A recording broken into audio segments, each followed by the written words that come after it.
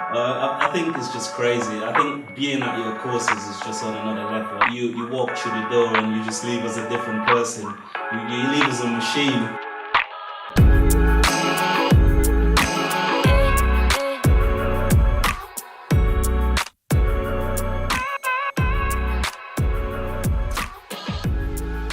What's been the hardest moment in the journey? Got this bit out. Hey, what's up? My name's Samuel Leeds, and in this interview, I want to bring a guest to you who is killing it in property. He has rent-to-rent, serviced accommodation, pieces of land out in the Caribbean. He's buying houses, pulling money out all across the UK. And in this interview, you're going to learn exactly how he's doing it and how you can do the same thing too. Most people spend their whole life wanting to get on the property ladder, buying one houses, maybe two. This guy's buying houses bang, bang, bang, super fast, and there's a secret to it. And in this video, you're going to learn that secret. So stay tuned, smash the like button, and subscribe. So Arnaldo, welcome to my home. Thank you, Samuel. It's an honor to be here. It's like I'm still pinching myself as to where am I. I remember when I started just watching your YouTube videos, and I'm watching other people on Winners on a Wednesday, and I'm actually sitting here now. It can't be real. But it's well deserved, man, because you've worked super hard over the last how long have you been on the academy now? Like 7, 8 months? Yeah, so I've been on the academy for 7 months now, and it's just been an amazing ride, and it's not over, still killing it. So of all the strategies that you're doing, which one is your favourite strategy? I would say buy, refurbish, refinance, and rent. I don't sell any of my properties. I keep them on because my mentor Samuel, you've told me cash flow is king. So I want to be getting that cash flow back. I'm not into paying tax. I'm not looking to sell anything. But dude, we were just together last week at the training program, and just that week you secured a rent to rent, which now you're waiting on the contracts to complete on. I think it's just crazy. I think being at your courses is just on another level, and anyone who hasn't been down to your courses yet need to really get down there. I think you walk through the door and you just leave as a different person. You leave as a machine, and you just leave with the confidence where you can just walk into any estate agency or literally speaking to anyone confident. Yeah. And it's just amazing, absolutely amazing. So you're from the Caribbean? I was born and raised in St Vincent. I moved to the UK in 2008. I served in the British Army until 2012. Nice. I left and I started a career in IT, and then obviously going part side by side doing property. The thing about you as well, I love training people like you because you've got a massive heart. You've already set a charity up. You're giving back. Tell me a little bit about that, and then I want to get onto the property stuff and how you're doing what you're doing and stuff. But tell me about your charity. Yeah, sure. So I know, again, listening to my mentor, it's always something that comes at the end for people who've become financially free, want to give back to the community and to the academy. I was also a bit rushed into that process because we had a volcano that erupted, and as you said, having the heart I have, I've gone on to creating a charity to support those people. Amazing. And since the volcano erupted, we've been sending donations back to St Vincent. We send 4 40-foot containers at the moment. So wow. Even running the charity on the side, that's something else. And also, balancing that work. And obviously I'm studying. Huge, bro. Well, congrats. Talk me through. I want to know the figures of your first deal. How did you structure it? How did you finance it? I want to know all about that first deal because I know that's where it started last year with that little BRR. So how did you find that? Yeah, so the first property I bought after having all of that excitement from going to the BRR course was up in Durham. I bought that for 47,000. Bang! And you live in High Wycombe, so that must have felt like the cheapest house purchase ever. Exactly, compared to properties that obviously we buy on this end. It was such a difference. So that was purchased for 47,000. We did a full refurb on it that costed 19,000. Estate agent said to me she reckons they'll be valued over 100,000. Obviously we got valued on it for 90,000. They didn't really care because we managed to put our money out anyway. Bang! So it's just been absolutely crazy. That's amazing. So for anyone that doesn't understand how this works, so you bought it for 47 and you spent 19 on it. So all in all, 66 grand cash. Yeah. how did you finance that? Did you use your own money, other people's money, bridging? How did you do that? Yeah, sure. So that was used out of my own money. We had a bit of savings, and also we refinanced our home as well. Sure. After coming on another one of your courses that teaches you how to find money that you already have. Right. So we just use that to our advantage. Because I think people might think, oh, it's all right for you. You had 66 grand in the bank. But it might not be in the bank, it might be that you've got the 66 grand, which you can actually borrow against your house. Yes. So you've got to find ways to tap into money. So you bought the house for cash, you spent all the money on the refurb, 66 grand all in, but then the new value was 90. That's correct. Which you felt was unfair, but still you managed to then refinance. So how does the refinance process work? How do you refinance a home that you've already bought? It's quite easy, as we're taught. Obviously, because we're buying that property cash, or for someone else, we're buying it with bridging loan. You buy that property cash, and then you obviously get a mortgage after you've done the works. You uplift the value, then you pull your money back up once you get the new value. How did you find that property then? Was it like a lucky find, or what happened? So that one was bought at auction. I was literally looking. It was a tough time in the market. And I saw that property, I went to view it, I knew the figures were going to work out, and then I literally just put my offer. And I think auction is such a powerful way to buy property. Yeah. It's fast, there's no messing. Yeah. Did you complete on that in what month? Yeah, literally within 28 days, I had the property, and I already done my, in the training courses it teaches you, do not wait until you complete, start getting builders to give you quotes, etc. So I was arranging with estate agents, getting them in, getting builders in to give me a quote. So literally by the time we exchanged on the property and completed, literally it was time for builders to go in. Great. And this is the importance of having training and being trained, is because you get the knowledge, and there's a process of things. Everybody believe in just having a bash, but when you've got the knowledge and the support, you're able to go on to doing things more smoothly. I mean, some might say, well, how did you just all of a sudden buy it at auction? But I suppose once you've got the knowledge on how it works, it doesn't matter where you're buying it from. That's right. Because you've been trained properly. You are a smart guy, you're an action taker, you're a go-getter. Combine that with support and training together, and then you've got the ingredients for a property millionaire like you are now, which is amazing. So that first property, what about tenants, man? How do you manage a property that's so far away from home? Oh, it's easy. You just have a letting agent manage it. Well, I say it's easy. We had someone managing the property at first, and it was just a total nightmare. It was really bad. Literally, we had our tenant complaining, and we end up managing it ourselves, but still paying the agency a management fee. What? We had the tenant on a WhatsApp message, and every time something went wrong, they're like, literally, this is not right, this is not right. And another issue was the agency that was looking after the property was also in collaboration with the builder that did the work. So it was almost like we were fighting a losing battle, complaining about stuff that was repaired in the property.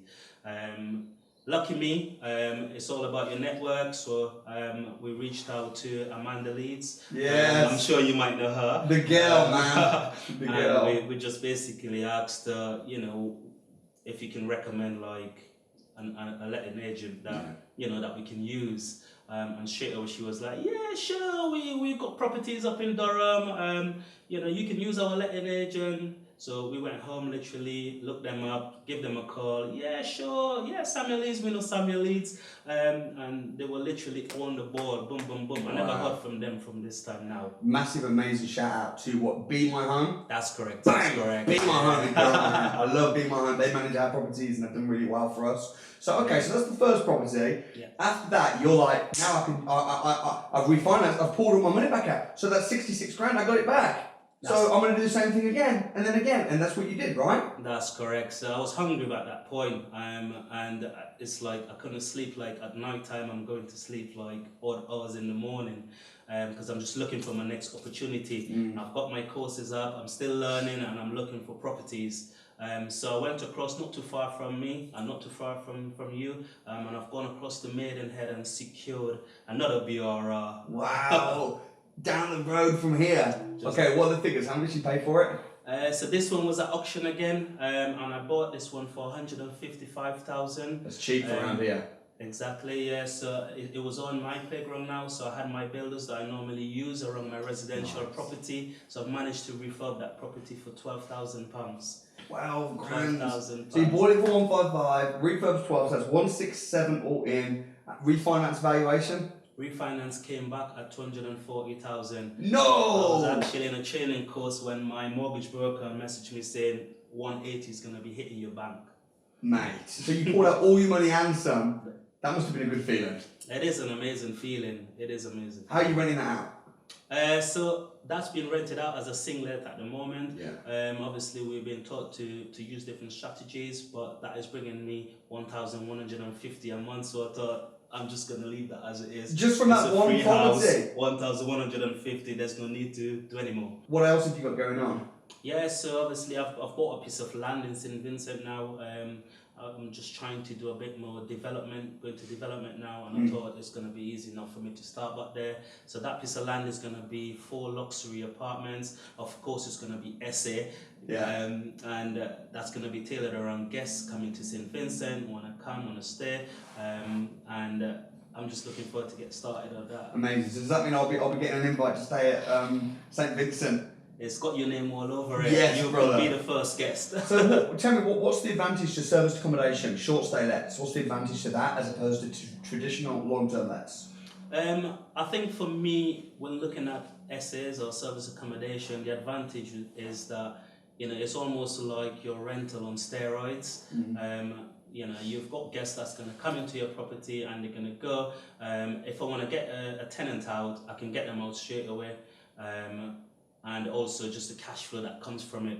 Obviously, when you've got a single let, you get less renovate coming in.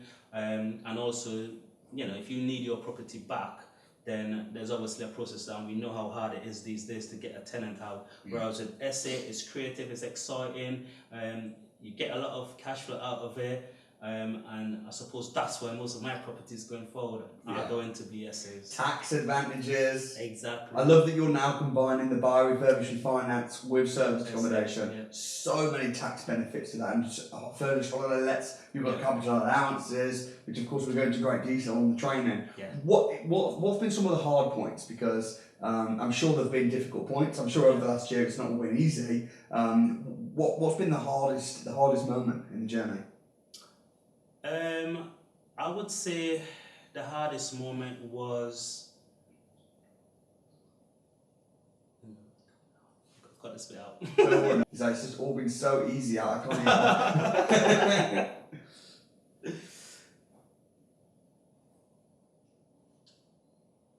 What has been the hardest? Maybe it's not been hard. That's okay. It's not. To be honest with you, I'm not going to sit here and boast, but it's been all right because I think I've done the right thing. I think education is the key. I've gone through the training, which made a lot of the stuff easy for me. So I think that's why that was a bit of a difficult question to answer because I'm looking for faults, whereas, I followed your program step by step and it was so easy to just follow and to execute. Yeah, because the thing is, I get accused of making things look too easy, right? So that's why I always ask my guests and my students to talk about. I always say, what's been hard, and I'm trying to just highlight that. But I guess if you have found it relatively easy, I guess that's fine as well. It's just your journey and what you found for it. Also, I think if you compare it to having a job's hard. Yes. Everything's hard. Yes. So it's like, well, actually, yes, it's a bit of work, but how easy was getting that rent-to-rent at the training? I'll give you the full story behind the rent-to-rent. Because I remember coming up to him and said, Samuel, I just had to run out of the training because I had a viewing. So that rent-to-rent I secured that walking into an estate agent. There was another academy member. We went to view these properties and literally we were like, well, we're here now. We might as well. Samuel always talks about walking into letting agent. And we've seen it on his financial freedom challenges and we're like, let's just do it. Let's try it. So there was only 2 letting agents open at that point because it was around the Christmas season. And we walked into the first one. Guy was really friendly. He came over to us. He sat down. We were really warm towards him. And then he said and then we started basically asking for company letters, etc. And then his face just changed. And we went, here we go. And then I just basically asked him, said, is it not something that you do? And then he just replied to me, went, no, not anymore. We're just going through legal process at the moment because, we've obviously offered a company let to someone else and, and they've basically messed up. And straight away I was like, I just want to apologize on behalf of that person because the issue that we've got at the moment is, people are not trained properly and they're not trained from the right sources and everybody wants to have a bash. It's not something that you could expect from us. We have actually invested and we gone to an academy and learn, literally all we need to learn to be able to execute this correctly. We've got loads of other properties that we're doing among ourselves and we're doing it successfully. Unfortunately, it's not a discussion he wanted to entertain at that point, but he did take my details and he said, if it's something that, we're going to look into again, we will contact you and let you know. Again, in our experience in training, we always get told go for no's with the expectation of getting a yes. So, it didn't really knock us back, and I think it was important to actually be there and learn, experience at first hand things that you tell us as well, because you're always like, you're going to get knockbacks, you're going to get to tell no's. Yeah. But, don't let it be something that's going to, demotivate you. Yeah. Anyway, we had one more letting agent to walk into and we thought, we're going to do it anyway. So we walked in, letting agent was really nice. She came over to us, we explained, what we're looking for and what we're going to be doing. She said, actually, it's really hard at the moment. I haven't got any properties. Then she went, actually, I've got a 2-bedroom house that you could have if it works. I said, oh, okay. We obviously, just if you can give us the address, we'll have a look at the details, we crunch some numbers and we'll let you know at first hand if we think it works. So I went home, had a look at it. It was literally right next to the hospital in Maidenhead, and there was another estate on the same road as well. So I had a good example to analyze what that estate is doing, and it's killing it. And if you see the pictures of the competition, nothing like we're taught. I dropped her an email. I said, listen, I couldn't wait until the morning. So I dropped her an email. I said, I'd love to have a look around it. If you can let me know if the landlord will be open to doing it. She reached out to the landlord. She wasn't as open at first, but because this letting agent is accustomed to doing these type of deals, she was, and that landlord had trust in that letting agent. So it was a bit easier for her to convince her that this could be a potential long-term let for her, etc. So I was at the training and I got the call like she's in. So I thought, I'm going right now, I'm not waiting. So I went across, looked at it. She was like, there was someone else coming out the door from viewing the property. She's like, I know there's a viewing, but I know you inquired and I've got you if you want it. Looked around it, absolutely not much to do with it, amazing. And I said, we don't need to wait until in the morning, we'll have it. So secured it, came back, I saw you there and I was like, I gotta tell him.